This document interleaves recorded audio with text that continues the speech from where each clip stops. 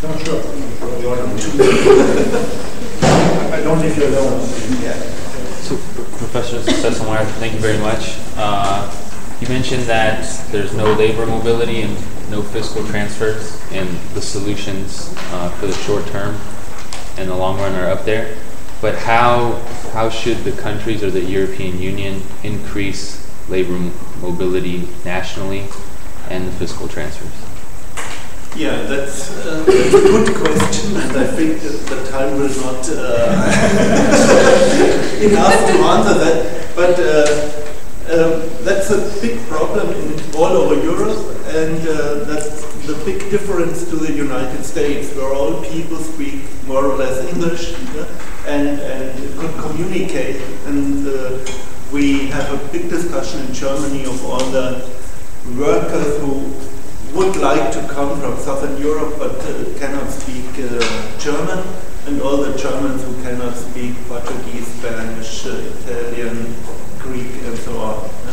So that's a big problem first. And the second problem is, do we acknowledge their human capital, the formal human capital? That's what we should work on more than in the past.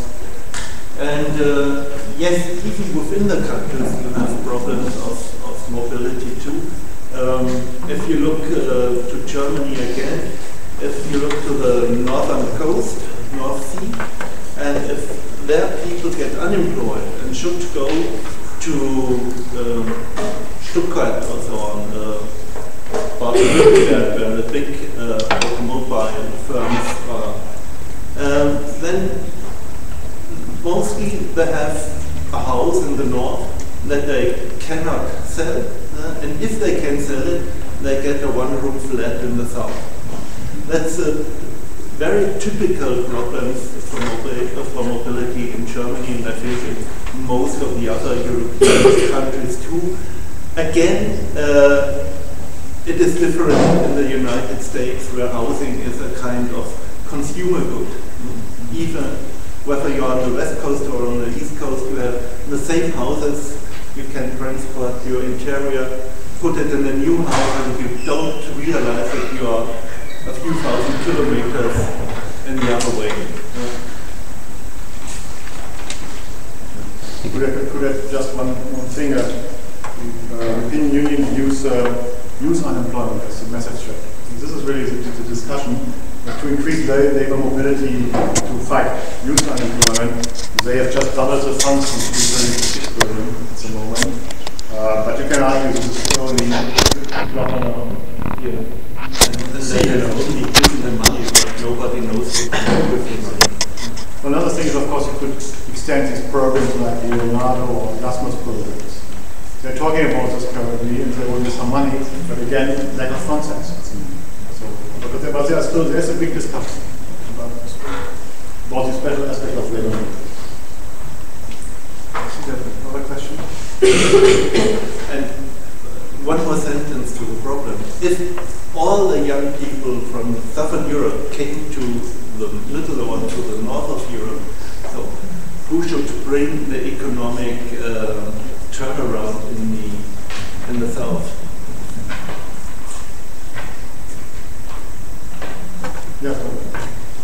Yeah. I'd like to ask, you have outlined all the causes of the crisis, but do we actually see that European leaders are tackling these causes? I mean, just for example, the debt rate within the compact, the fiscal compact.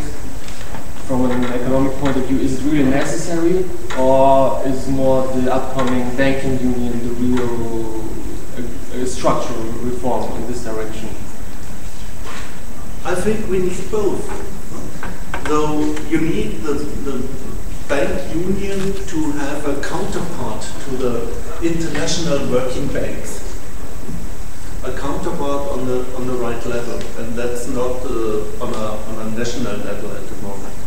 But that does last much too long. That there are some activities at the European level. And the second point is, you remember the slide by Sigma with the different interest rates of the countries. And if you have to pay so much interest rate for your public debt, then you have to shorten it. And there we have the problem now that some countries do that in a very hard way. There are no times Germany has put down its public expenditures like Greece. But the problem is if you put down the public expenditure in such a way, the whole demand in the economy is breaking down, and is breaking down much faster than the go back of the public debt. And so the situation gets worse and not better. That's why we need not only lowering public debt, but more investment too. But that does not work on the national level alone. Then we need the European level. And I think that the German Chancellor is at the moment thinking in that way, that we need more investment and more time. And I'm not proud to say that many German economists do not think of this part of more investment. They only think of lowering public debt, and that's good. When and to what extent and so on doesn't matter. That's not a very good picture of the German economists at the moment. Yeah, I have the honor to give another lecture tomorrow, and I will focus on this discussion. Why the Germans are so conservative in this respect, when in favor of austerity measures. Just one point, actually nobody in the European Union has really a clear cause. So what there's no grand design. So this is not Jacques Delors coming, and saying, I have an idea for the next 20 years.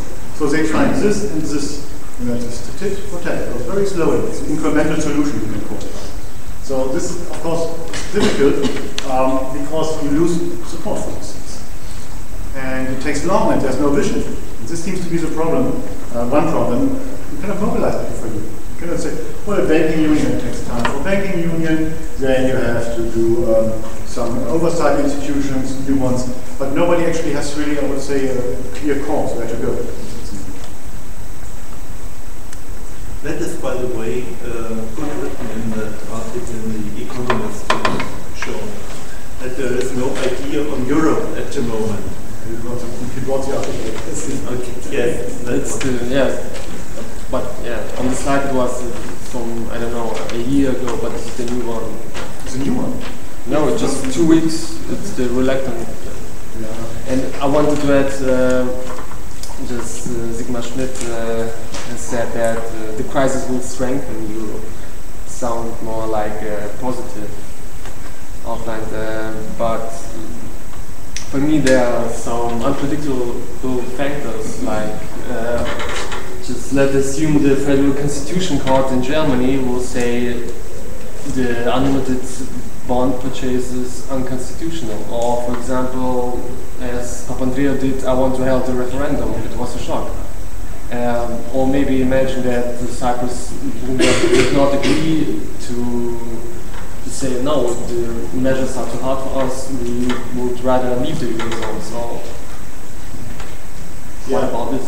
There's another topic I want to discuss tomorrow. the role of what does it really mean? Impediments for further development. There's the federal court in Germany, but I still believe that I still think it's a good idea to strengthen the European Union. I'm very much in favor of this, I really confess. But on the other hand, it will change the European Union. So the European Union after the crisis, or whatever kind of crisis, will not look like the same as today. That will be the point. We don't know who's in and who's out. And we don't know who's at the periphery, let me say, which country is really willing to undertake some necessary reforms. And because, with reforms, you can do, the population is willing to do reforms, unless it hurts, of course. But the question is, if you do reforms, the political setting in the countries is so different, so it can endanger your coalitions. Very easily. And politicians are not willing to do reforms if they know they will lose power. So all these things, the party system can collapse and so on. So political survival depends on support in democracies. And therefore, the scope for reform is limited in some countries, or at least you have a very good marketing strategy to sell reforms. So this seems to be a really big problem, and I'm not sure what will happen in the future with Greece. I'm not sure. Well, they're really stable. So it looks as if this was no good strategy. Even an enlargement at the same time. Yeah, but politically it was, you had to do it. It was a window of opportunity. I mean, Romania, for example. Who would let Romania in now? No, I mean, honestly. Or Bulgaria. So it was at the time, in 2007, it was well done by Barroso. And he knew it. You cannot do it now. We're going to do it for the next 20 years. So it's a political idea, not economic data. That would create a lot of problems. Today, you wouldn't get support from any country except Switzerland. They won't be because they pay. Or Norway. But other countries, there's not much support. Croatia is okay because for many people, we can integrate. The bigger countries, Croatia, many people know Croatia. So this was too much. Together with the globalization and working on this crisis. Yeah, we agree. Greece is a political case. To stabilize the young democracy in 1980. And it was Germany pushing Greece into the European Union. We supported, we did. Because they were close related with politicians, personal relations. It's a good idea, they should become members. They should be a democracy in the Mediterranean. Yes, it was a good idea. But we have the costs. So depends whether politics gives the cause or economics. They are often contradicting each other. Yes, please. Just on the last row. Yeah, I have 3 questions. Don't you think that things like the stability pact that is designed on a German model of society might affect also other societies that are quite different from the German one? And second one, you don't think there should be a European common policy towards countries like Switzerland that are hiding, fiscal evasions from countries mainly from the south of Italy, from the south of Europe, from Italy? Because in countries like mine, we have a very, very high public debt, but a very, very low, I think the lowest in Europe, private debt. But it was affecting the public policy anyway. The third one is why you think that your chancellor is being so tough towards projects like the Eurobond, and don't you think that after the German elections this point of view might change? Okay, so the last question is more to Sigmar than to me, and what he will say is that we have the election in September, but he can say it in much better words than the other things I only have not mentioned because I wanted to go back to the very roots of the problem, and that is the idea that we have something which is not very bad, the theory of optimum currency area, but we ignore it. That is the main message I would give you, and upon all other things we can discuss very long. Switzerland. Well, we have negotiated with Switzerland. But it's not a European common. There has not been such a thing like European Commission asking officially to some clear perspective on the fiscal entrances in Switzerland. No, there has been just individual states asking for it. There has not been such a thing as a European Union asking for it. And I think that the weight of the European Union itself might affect something. That's one. Taxes are not harmonized or in a certain range. So taxes are not the main issue. It's still intergovernmental. So the countries do it, but the European Union is supporting the Commission, for example, and with Switzerland, of course, they do trade negotiations. And I think an agreement is possible after the German elections. Okay. This is, you cannot be weak on Switzerland because you have a social democratic opposition who is strong on Switzerland, tough. So you need a little bit more diplomatic things, and you just sit things out. You just wait. This Eurobonds, I will come back to this tomorrow. Yeah, you're right. If Angela Merkel would agree on Eurobonds, she would lose domestic support massively, because the German public is, for many reasons, very much against Eurobonds. We did a paper in the United States about this in the conference, and it's very difficult to explain why. It has something to do with domestic politics. So we consider European Union politics, or what's going on as a two-level game.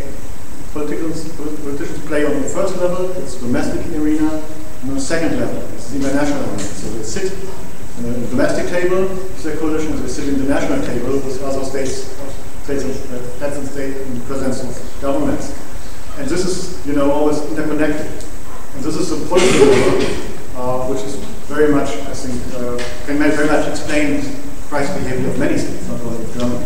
But I can probably try to explain something about this tomorrow. So be a little patient for tomorrow. I have another question.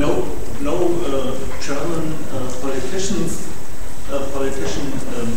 is able to say to the German people that at the moment we have much gains out of this crisis and out of the European Monetary Union. If you look to that, from 1999 on, the current account within the Eurozone is more than positive for Germany. And the same is with the interest rate differences. We are gaining from that. There was a small span of time we have negative interest rates on it. Well, it means actually people lose money if they invest in Germany, but they lose less money when investing in other countries, which is crazy.